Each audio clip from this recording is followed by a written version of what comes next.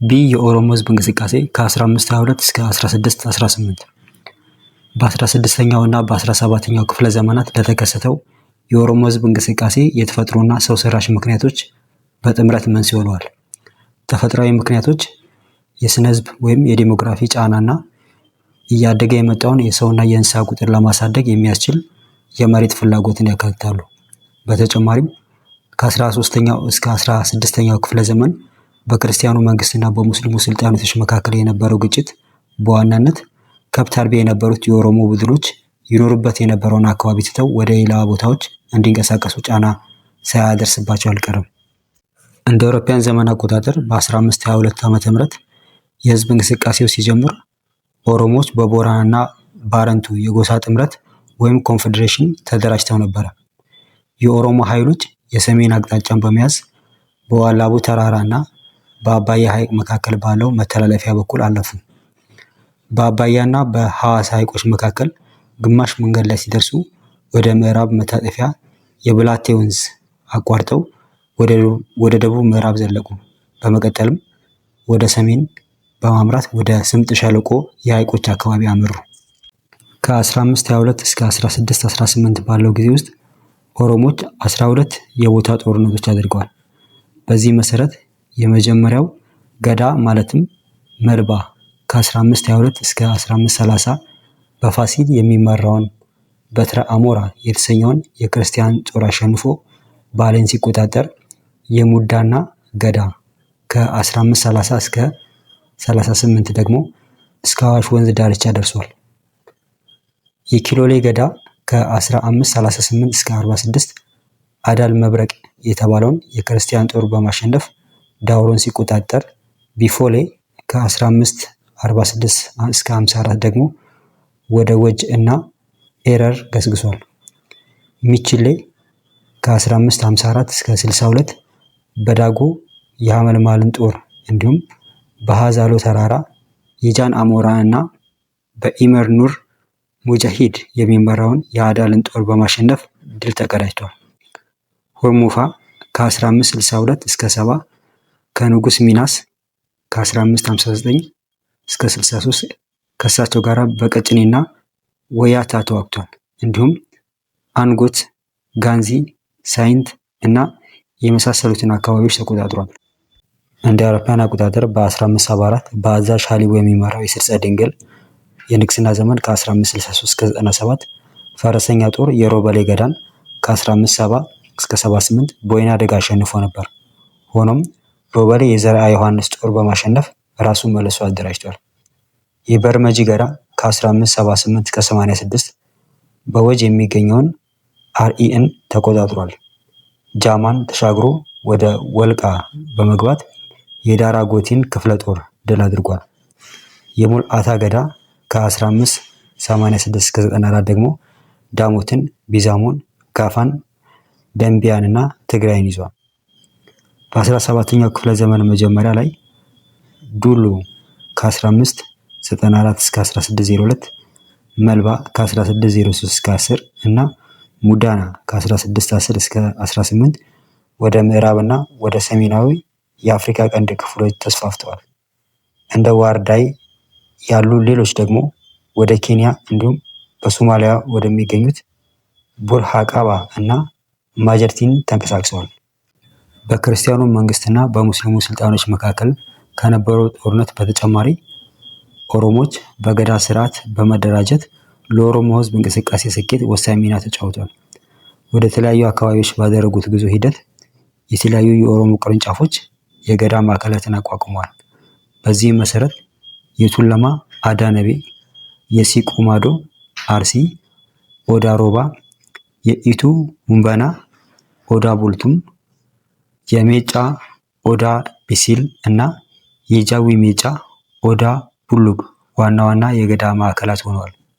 ሌሎች የገዳ ማዕከላት የሆኑት እንደ የስብ ጎና ጋዮ፣ የጉጂ ሚኤቦጎ፣ የኢሉ ኦዳ ዶጊ፣ የጅማ ኦዳ ሁሌ፣ የወሎ ኦዳ ገራዶ እና የመሳሰሉት ናቸው።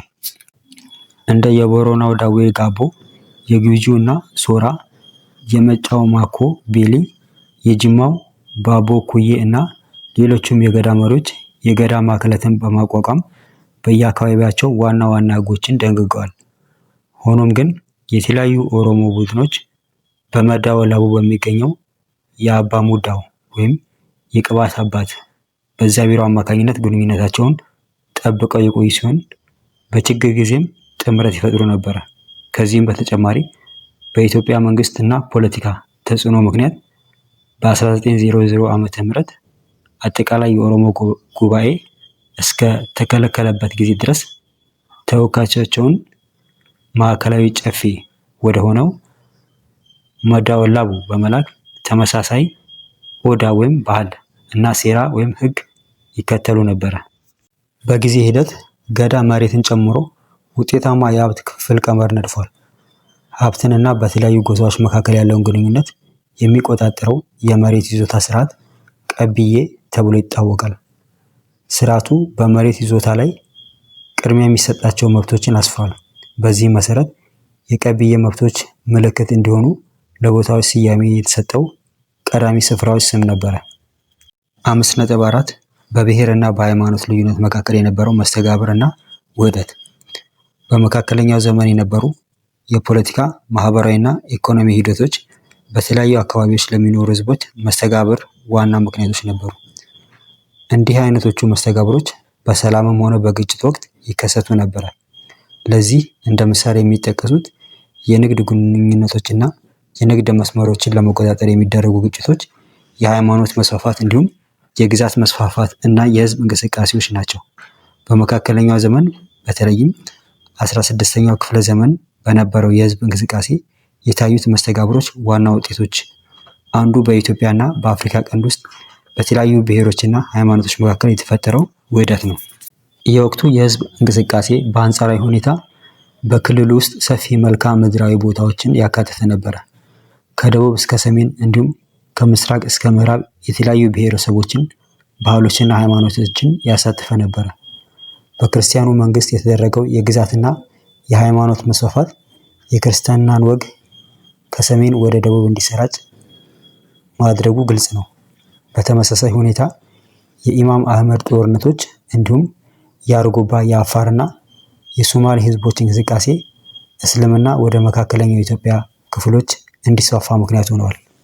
የኦሮሞ ህዝብ እንቅስቃሴ አንዱ ውጤት በክርስቲያንና በሙስሊም መንግስታት መካከል ለነበረው ጦርነት እንዲሁም የክርስቲያን መንግስት ወደ ደቡብ ለሚያደርገው መስፋፋት መቆም ምክንያት መሆኑ ነው። በሰፊው ሲታይ በ16ኛው ክፍለ ዘመን ኦሮሞዎች ከተለያዩ ህዝቦች ጋር ያደረጉት ግንኙነት ልዩ ልዩ ብሔርና ሃይማኖታዊ ዳራ ባላቸው ህዝቦች መካከል ሰፊ ውህደት እንዲፈጠር አድርጓል። ኦሮሞዎች ኦሮሞ ያልሆኑትን ሁለት የማደጎ ስርዓቶችን ያዋሃዱ ነበር። እነሱም ጉዲፈቻና ሞጋሳ ናቸው። ጉዲፈቻ የሚያመለክተው አንድ ልጅ በማደጎ በወላጅ በመውሰድ ማሳደግን ያሳያል። በዚህም ስርዓት ውስጥ ልጁ ከወላጆቹ እንደተወለደ ልጅ እኩል መብትና ጥቅማ ጥቅም ያገኛል። በተመሳሳይ ሁኔታ ሞጋሳ ኦሮሞ ያልሆኑትን የማደጎ ወይም የመቀበል ስራ ሲሆን በብዛት ኦሮምሱ ተብሎ ይታወቃል። ሞጋሳ ግለሰቦችን ወይም ቡድኖችን የታማኝነት ቃል መሐላ በመፈጸም የአባልነቱ የሚያስከትላቸው መብቶችና ግዴታዎች በሙሉ በማካተት ወደ አንድ ጎሳ የመቀበል ተግባር ነበረ። ሞጋሳ በጎሳው ስም በአባገዳ አማካኝነት ይከናወን ነበረ። ተቀባይነት ያገኙ ቡድኖች ጥበቃና ቁሳዊ ጥቅማ ጥቅም ያገኙ ነበረ። ይህም ሂደት ለማህበራዊ ትስስር፣ ለሀገራዊ ውህደት እንዲሁም ለረጅም ርቀት ንግድ ማነቃቃት ከፍተኛ አስተዋጽኦ አድርጓል። መስተጋብሮቹ ለማህበራዊ፣ ባህላዊ እሴቶችና ተቋማት ልውውጥ መንስኤ ሆነዋል። በኦሮሞ አጎራባች የሚገኙ በርካታ ህዝቦች የገዳ ስርዓትና የኦሮሞ ቋንቋን ተቀብለዋል። በተመሳሳይ ሁኔታ ኦሮሞዎች ግንኙነት ካደረጉባቸው ህዝቦች ባህላዊ ወጎችን ወስደው ከአካባቢው ሰዎች ጋር ተላምደዋል። ለዚህም ዋቢ የሚሆነው የንጉሳዊ ስርዓት መቀበል እና የኦሮሞዎች ወደ ክርስቲያንና ሙስሊም መንግስታት መዋሃድ ነው። በተለይም በጎንደር ዘመን፣ በዘመነ መሳፍንትና በዘመናዊ ኢትዮጵያ ምስረታ ወቅት የሰሜን ኦሮሞ መኳንንት በፖለቲካው መስክ ብቅ ማለታቸውን መጥቀስ ተገቢ ነው። 5.5 በምስራቅ፣ በመካከለኛው፣ በደቡብና በምዕራብ ክልሎች የሚገኙ ህዝቦችና መንግስታት። በዚህ ምዕራፍ በሚሸፈነው የጊዜ ገደብ በሀገሪቱ ምስራቃዊ፣ መካከለኛ፣ ደቡባዊና ምዕራባዊ ክፍሎች ስለነበሩት ማህበረሰቦችና መንግስታት የተሟላ ዝርዝር መረጃ መስጠት አይቻልም። ስለዚህ ይህ ክፍል በዚህ ወቅት የነበሩ የእያንዳንዶቹን መንግስት ታሪክ እንደ ምሳሌ ይዳስሳል። መንግስታቱን ለመምረጥ አንድ ወጥ የሆነ መስፈርት ባይኖርም ከላይ ከተጠቀሱት እያንዳንዱ ክልሎች የተመረጡ መንግስታትን ቁጥር ሚዛናዊ ለማድረግ ተገቢውን ትኩረት ይሰጣል። 5.5.1 በምስራቅ የሚገኙ ህዝቦችና መንግስታት። ሶማሌ። የሶማሌ ህዝቦች በአፍሪካ ቀንድ ሰፊ ግዛት ውስጥ ኖረዋል። ለረጅም ጊዜ ሶማሌዎች በእንስሳት እርባታ ኢኮኖሚ ላይ የተመሰረተ እንቅስቃሴዎች ያደርጉ ነበረ። ምናልባትም በቂ የግጦሽ መሬት ፍለጋ ለዘመናት ከአንድ ቦታ ወደ ሌላ ቦታ ይንቀሳቀሱ ነበር። ሶማሌዎች ቢያንስ በ12ኛው ወይም በ13ኛው ክፍለ ዘመን አሁን ካሉበት ግዛት በስተደቡብ ይኖሩ ነበር። ኢብን ሰኢድ ከ1214 እስከ 86 የተባለው አረባዊ የጂኦግራፊ ምሁር እንደገለጸው በደቡብ ሶማሊያ የባህር ዳርቻ በሸበሌ ወንዝ አቅራቢያ የምትገኘው መርካ ከተማ ከ13ኛው ክፍለ ዘመን በርካታ ሶማሌዎችን በአንድነት የሰበሰበች ዋና ከተማ ነበረች።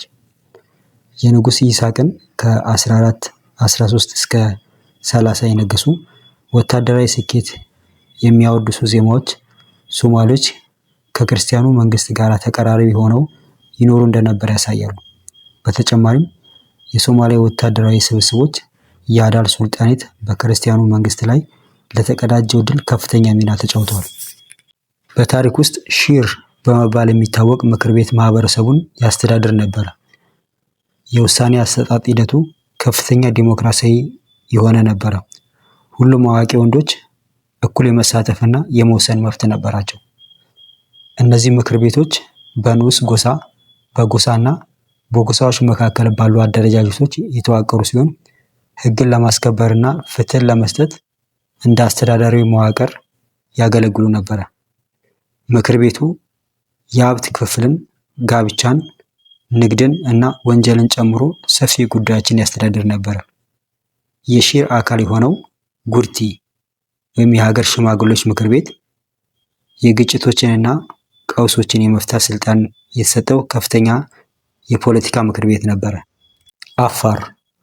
አፋር በብዛት በሰሜን ምስራቅ ኢትዮጵያና በሰሜን ጅቡቲ የሚኖሩ ሲሆን አንዳንዶቹ ደግሞ በኤርትራ ደቡባዊ ክፍል ሰፍረው ይገኛሉ።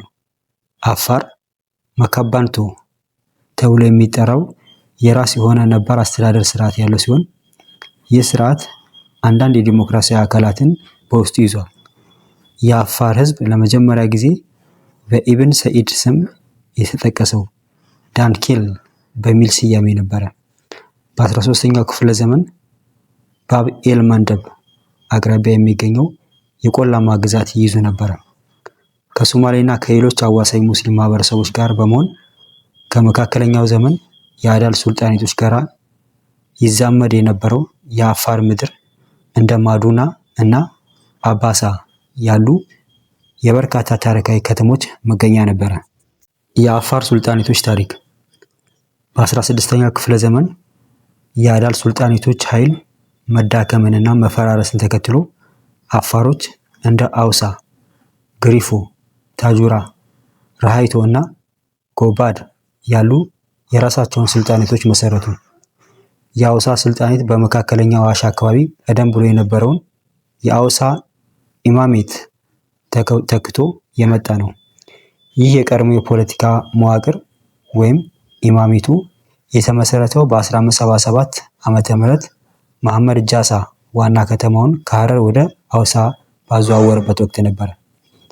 ከ1672 ዓመተ ምህረት በኋላ በሆነ ወቅት የአውሳ ኃይል እየተዳከመ በመምጣት የኢማም ዑመር ዲን ቢን አደም ወደ ዙፋን መውጣት ከዛ ጋር ተያይዞ ለጊዜው አክትሞ ነበር። ሱልጣኔቱ በ1734 ዓመተ ምህረት ገደማ በካዳፋ አማካኝነት ዳግም የተመሰረተ ሲሆን ከዚያ ጊዜ ጀምሮ በሱ የሙዳይቶ ስርዓተ መንግስት ሲመራ ቆይቷል። የሱልጣኑ ዋነኛ መለያ ምልክት የብር በትር ሲሆን ይህ በትርም አስማታዊ ኃይል እንዳለው ይታመን ነበር። የሐውሳ ኢኮኖሚ በዋነኛነት በባቲ ጊንዳአ የንግድ መስመር ላይ የተመሰረተ ነበረ። ከጊዜ በኋላም እንደ ቶላ ሃንፍሬ ባሉ ሰባኪዎች አማካኝነት አካባቢው የእስልምና ትምህርት ማዕከል ለመሆን በቅቷል። ስለ አርጎባ ህዝብ የሚናገሩ ማጣቀሻዎች በቂ አይደሉም። ስለ አርጎባ ህዝብ አመጣጥ ሁለት ዋና አመለካከቶች አሉ። የመጀመሪያው አመለካከት እንደሚገልጸው አርጎባዎች ወደ አፍሪካ ቀንድ መጥተው ይፋት ላይ ከሰፈሩት 82 የነቢዩ መሐመድ ተከታዮች የተወለዱ ወይም የዘር ሐረጋቸው የሚመዘዝ ናቸው ይላል። ሁለተኛው አመለካከት ደግሞ የአርጎባ አመጣጥ ከሙስሊም አረብ ስደተኞች ጋር የተገናኘ እንዳልሆነ ያትታል። ይልቁንም አርጎባዎች ከአረቢያ በመጡ የሃይማኖት መሪዎች አማካኝነት እስልምናን እጅግ ቀድመው የተቀበሉ ጥንታዊና የሀገር በቀል ህዝቦች መሆናቸውን የሚያመለክት ሲሆን ይህ ምክንያታዊነት ተቀባይነት ያለው አቀራረብ ይመስላል። የሐረር ኤምሬት ሐረር በኢትዮጵያና በአፍሪካ ቀንድ አካባቢ ከሚገኙት ቀደምት የእስልምና ማዕከል አንዷ ነች። በ16ኛው ክፍለ ዘመን ሐረር ደክርን በመተካት የአዳል ወላስማ ዋና ከተማ ሆና ነበር። ሆኖም ግን በ1577 ዓመተ ምህረት ከኦሮሞ ህዝብ በነበረው ጫና ምክንያት ዋና ከተማ ወደ ሐውሳ ተዛወረ። ኢማም አህመድ ኢብን ኢብራሂም ወይም አህመድ ግራኝ በ1527 ዓመተ ምህረት በክርስቲያኑ መንግስት ላይ ያካሄደውን ዘመቻ የመጀመሪያው ሐረርን እንደ ማዕከል በመጠቀም ነበር። በኋላም በኢሚር ኑር ሙጃሂድ ዘመን መንግስት ሐረር በግንብ የታጠረች ወይም ጀጎል የሚባለው ማለት ነው በግንብ የታጠረች ከተማ ለመሆን በቃች። ይህም የሐረሪ ሱልጣኔት እንዲጠናከርና እንዲያድግ አድርጓል። የሐረር ኤምሬት እድገትና አስተዳደር በ17ኛው ክፍለ ዘመን አጋማሽ ላይ ኢሚር አሊ ኢብን ዳውድ ከ1647 እስከ 1662 ዓ.ም የገዙ ከኦሮሞ ህዝብ ጋር በመተባበር ለሁለት ክፍለ ዘመን ተኩል ያህል የገዛ ስርወ መንግስትን መሰረተ። ይህ ስርወ መንግስት እንደ አብዱል ሻኩር ከ1783 እስከ 1794 ዓ.ም ባሉ ኢሚሬቶች አማካኝነት የበለጠ መጠናከር ችሏል። ኢሚሩ ምክር ቤት ወይም መጅሊስ የመስጂድም መሬቶችን ወይም ወቅፍ የመከታተልና ለኢሚሩ ልዩ ልዩ ድጋፎችን የመስጠት ኃላፊነት ነበረው። በዚህም እምሬቱ የእስልምና ባህል እና የፖለቲካ ኃይል ማዕከል በመሆን በታዋቂነት እያደገ መጣ። የኢሚሬቱ ኢኮኖሚ አቅም ከኤደን ባህረ ሰላጤዎች ወደቦች ማለትም ከዜለና ከበርበራ የሚመጡ ንግድ መስመሮችን በመቆጣጠሩ ምክንያት አጎልብቷል። በንግድ በጋብቻ ትስስር እና በእስልምና ትምህርት መስፋፋት አማካኝነት በአካባቢው በሚገኙ የኦሮሞና የሶማሌ ህዝቦች ላይ ተጽዕኖውንና ስልጣኑን ማረጋገጥ ችሏል። የሐረር ኤምሬት ውድቀትና የግብፃውያን መምጣት ግብፃውያን በኤምሬቱ ታዋቂነትና ታላቅነት በማሰባቸው በ1875 ዓ.ም የጦር ልዑክ በመላክ ኤምሬቱን ለ10 ዓመታት ለሚጠጋ ጊዜ ተቆጣጥሮ ቆይተዋል። ምንም እንኳን በኋላ ላይ የኤምሬቱ ስልጣን ተመልሶ በሱልጣኔቱ የመጨረሻ ኢሚር በነበሩት በኢሚር አብዱላሂ ለ2 ዓመታት ቢመራም በ1887 ዓ.ም የአፄ ምኒልክ የግዛት መስፋፋት ወደ አካባቢው ደግሞ ይህን ተከትሎ መጥቷል።